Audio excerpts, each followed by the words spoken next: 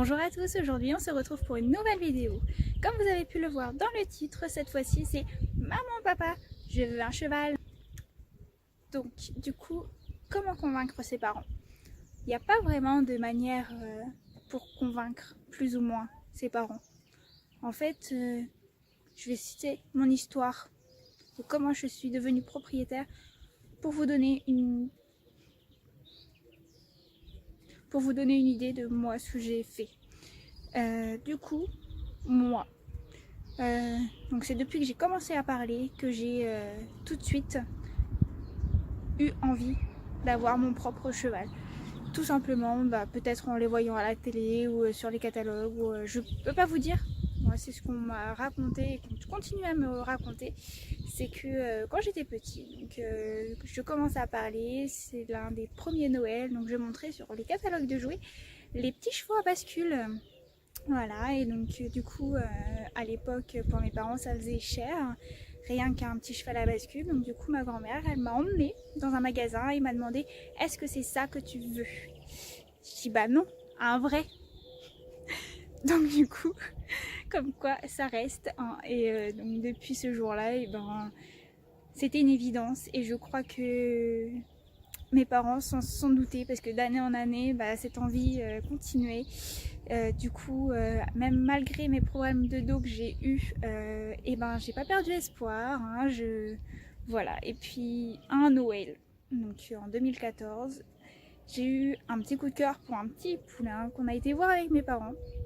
Juste tout simplement parce que c'était une des clientes de ma maman avec son travail qui lui avait dit comme quoi en tant que moi cavalière je pouvais venir chez elle pour monter ses chevaux puisqu'elle cherchait toujours des petites jeunes pour venir, voilà. Et comme je venais d'avoir mon permis voiture, j'empruntais, oui mon garçon, j'empruntais la voiture de mes parents donc pour venir monter, voilà. Et un jour elle a eu des petits poulains et j'ai demandé à ma maman tu veux pas venir voir les petits poulains?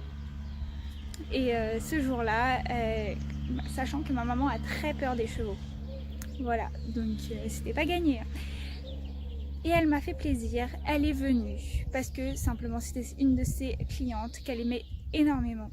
Donc du coup, elle est venue et elle a eu également un petit coup de cœur pour ce petit poulain donc qui était écrin.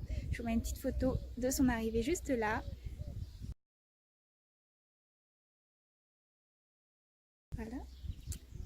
Voilà, et c'était vraiment un petit amour. Donc du coup, le lendemain, donc c'était un dimanche qu'on y a été. Le lendemain, c'était un lundi, je m'en souviens très bien. Ça restera gravé dans ma mémoire à tout jamais. Donc on était à ce moment-là en novembre. On a été le voir, tout s'est bien passé. Et le lendemain, donc j'allais en cours, hein, j'étais encore au lycée. Et donc le lendemain, ma mère et mon père y sont retournés tous les deux. Et pour me faire une belle surprise, c'est qu'ils me l'ont réservé. C'est-à-dire qu'ils m'ont dit oui pour mon cheval, à une condition que je l'assume. Oui mon garçon. Voilà. Donc bien sûr, moi j'étais prête, ça faisait 18 ans que j'attendais, 18 ans de patience, 18 ans de rêve, 18 ans qui allaient enfin se réaliser. Donc forcément j'étais plus que contente. Donc après, donc une fois qu'on a dit oui, et ben du coup toutes les semaines, donc les mercredis et les samedis, j'allais le voir puisqu'il était tout jeune à ce moment-là, il avait que 6 mois. Donc du coup j'allais le voir donc 2 fois par semaine. Et arrivé, donc c'était la deuxième semaine de novembre si je me trompe pas, ou la troisième, c'est le début des vacances scolaires. Et ben il est enfin arrivé à la maison. Voilà. Donc c'est comme ça que mon rêve a pu enfin devenir réalité. C'est pour ça que je dis à toute personne souhaitant avoir son poney ou son cheval d'être patient parce que tout simplement, surtout si vous venez d'une famille comme moi où personne ou très peu de monde monte à cheval ou aime les chevaux, tout simplement n'ait pas peur des chevaux.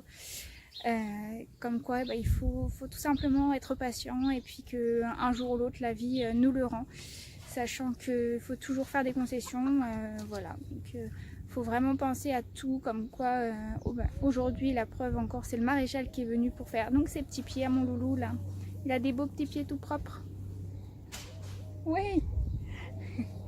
Voilà, donc faut bien penser à tous les frais parce que l'achat d'un cheval, c'est pas excessif. Ce qui est excessif, c'est tout ce qui est soins à côté. Donc le vétérinaire, tout ce qui est vermifuge, le maréchal. Encore moi j'ai de la chance, il n'a pas de fer, donc du coup je l'appelle vraiment quand j'ai besoin, quand c'est vraiment trop long.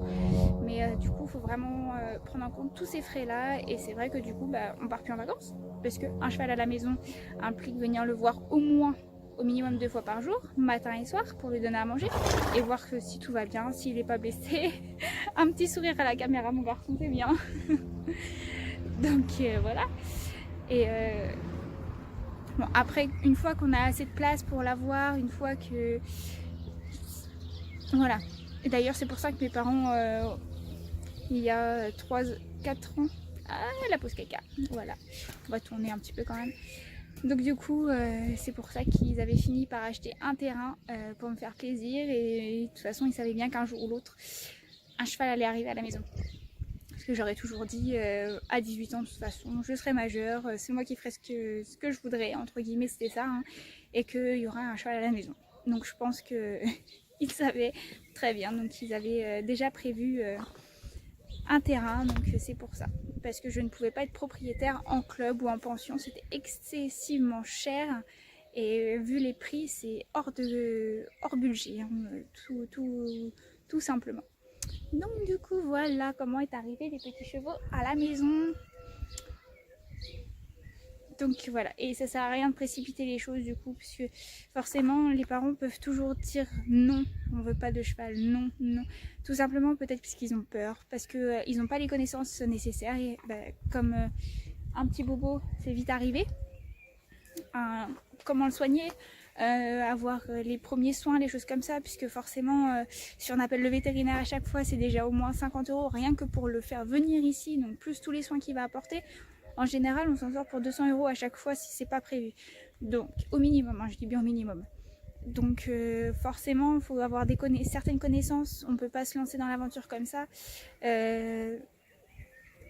Après, voilà, je dis pas qu'il faut des galops, hein, parce que les galops, franchement, c'est vraiment que des diplômes. Hein. Mais avoir une bonne connaissance dans les chevaux et avoir un bon niveau à cheval, c'est pour monter votre cheval, surtout si vous êtes à la maison encore une fois. Voilà, et toujours bien rester encadré, donc c'est-à-dire avoir des monitrices ou quelqu'un qui a un bon niveau dans les chevaux, pas loin de chez soi aussi, c'est important pour toujours être bien encadré. Donc voilà. J'espère que du coup cette petite vidéo vous aura plu. Donc c'était vraiment le but de vous parler de comment j'ai eu mon cheval à la maison au bout de 18 années d'attente. Petit clown. Voilà, j'ai fini enfin par réaliser mon rêve. Après, donc tout est à ma charge, hein, donc c'est pour ça que je travaille et que j'ai arrêté les études. C'est principalement pour ça, si j'arrive à parler. Voilà, donc... Mais après, on regrette pas, franchement. Regardez-moi ce petit ange. Voilà. Sur ce, j'espère que cette vidéo vous aura plu. N'hésitez pas dans les commentaires à me dire ce que vous en avez pensé. Si vous avez des thèmes que vous voulez que je vous raconte, que je vous parle de mon expérience, surtout n'hésitez pas. Pensez à vous abonner et à mettre un petit pouce en l'air pour dire qu'elle vous a plu. À bientôt!